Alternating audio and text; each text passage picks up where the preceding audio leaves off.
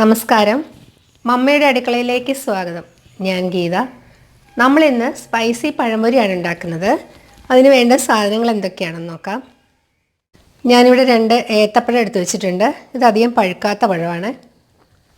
പിന്നെ ഗോതമ്പ് പൊടിക്ക് പകരം മൈദ ഉപയോഗിക്കാം. അരിപ്പൊടി, മുളക് പൊടി, മഞ്ഞൾപ്പൊടി, എള്ള്, ഉപ്പ്, എണ്ണ, വെള്ളം. ആദ്യം നമുക്ക് ഈ പഴമൊക്കെ ഒന്ന് മുക്കി പൊരിക്കുന്നതിന് വേണ്ടിയുള്ള ഒരു മിക്സ് തയ്യാറാക്കാം. അതിനുവേണ്ടി ഗോതമ്പ് പൊടി എടുത്തു.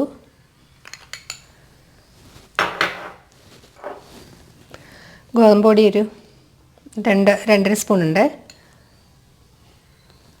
അരിപ്പൊടി 1.25 സ്പൂണ്. പിന്നെ നമുക്ക് വേണ്ടത് മുളക് പൊടി. അല്പം സ്പൈസി ആയിക്കോട്ടെ. ഞാനൊരു 1.5 ടീസ്പൂൺ മുളക് പൊടി എടുത്തിട്ടുണ്ട്. പിന്നെ ഒരു അല്പം കളറിന് വേണ്ടിയിട്ട് മഞ്ഞൾപ്പൊടി, എള്ള് ഇത് 1 ടീസ്പൂൺ ഉണ്ട്. പിന്നെ നമുക്ക് ഉപ്പ് വേണം, ആവശ്യത്തിന് ഉപ്പ്. നമുക്കിനി ഇതെല്ലാം ഒന്ന് നന്നായിട്ട് മിക്സ് ചെയ്യാം. കുറേശ്ശെ വെള്ളം ഒഴിച്ച് ഒട്ടും കട്ട കെട്ടാതെ ഒരു കുറുകിയ പാകത്തിൽ നമുക്കിതൊന്ന് മിക്സ് ചെയ്തെടുക്കാം.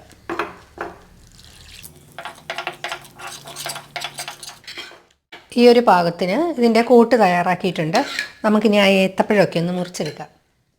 ഈ ഏത്തപ്പഴം ഞാനിത് നീളത്തിലാണ് മുറിച്ചെടുക്കുന്നത്. ഇതിത്തിരി വലിപ്പമുള്ള പഴമായതുകൊണ്ട് നമുക്കിതിനെ 3 ആക്കാം. അല്ലാന്ന് വെച്ചാൽ ചെറുതാണെങ്കിൽ ഇത് 2 ആക്കിയാൽ മതിയേ.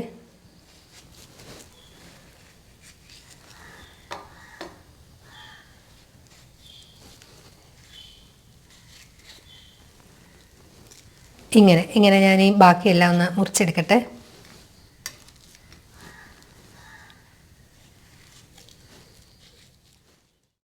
ഏത്തപ്പഴമെല്ലാം ഞാൻ ഇങ്ങനെ മുറിച്ചെടുത്തിട്ടുണ്ട്. നമുക്കിനി ഇത് ഫ്രൈ ചെയ്തെടുക്കാം. ഇത് ഫ്രൈ ചെയ്തെടുക്കാൻ വേണ്ടിയിട്ട് ഞാനിവിടെ പാനിൽ എണ്ണ ഒഴിച്ച് വെച്ചിട്ടുണ്ടായിരുന്നു.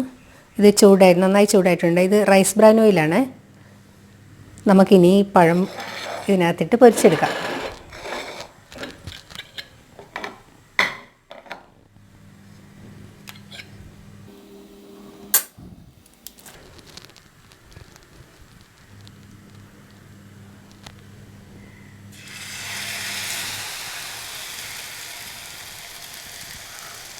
മീഡിയം ഫ്ലെയിമിലിടണേ.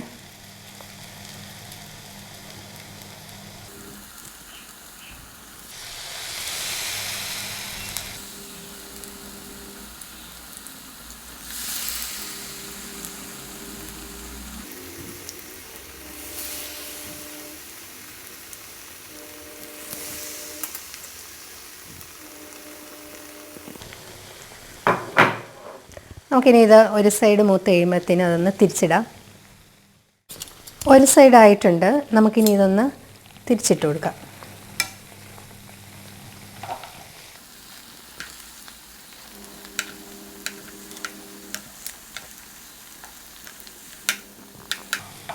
ഇനി ഈ സൈഡും കൂടെ ആയി കഴിയുമ്പോൾ നമുക്കിത് എണ്ണയിൽ നിന്ന് കോരാം. 2 സൈഡും നന്നായി മുരിഞ്ഞിട്ടുണ്ട്. നമുക്കിനി ഇത് എണ്ണയിൽ നിന്ന് കോരാം.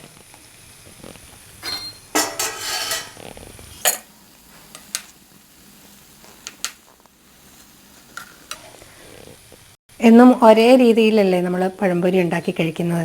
അപ്പോൾ ഇന്ന് അതിൽ നിന്ന് വ്യത്യസ്തമായിട്ട് ഈ രീതി എല്ലാവരും ഒന്ന് ട്രൈ ചെയ്ത് നോക്കാവുന്നതാണ്. ബാക്കി പഴവും നമുക്ക് ഇതുപോലെ പഴംപൊരി ആക്കിയെടുക്കാം.